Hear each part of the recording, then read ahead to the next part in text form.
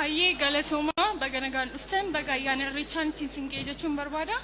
Ani maqaan koo barattuu Kebeek Waakshuun jedhama.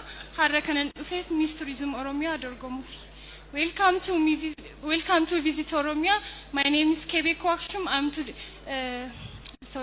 baganagaan dhuftanii jechuun deebi'a.